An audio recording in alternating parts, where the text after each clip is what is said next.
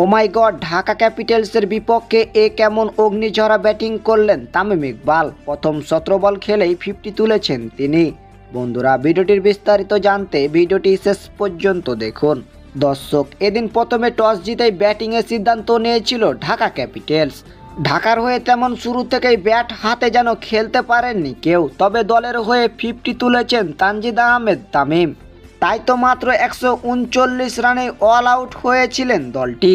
140 run টার্গেটে Fortune Barishal batting করতে নেমে মাত্র 6 রানের মাথায় আউট হয়েছিলেন নাজমুল হোসেন শান্ত।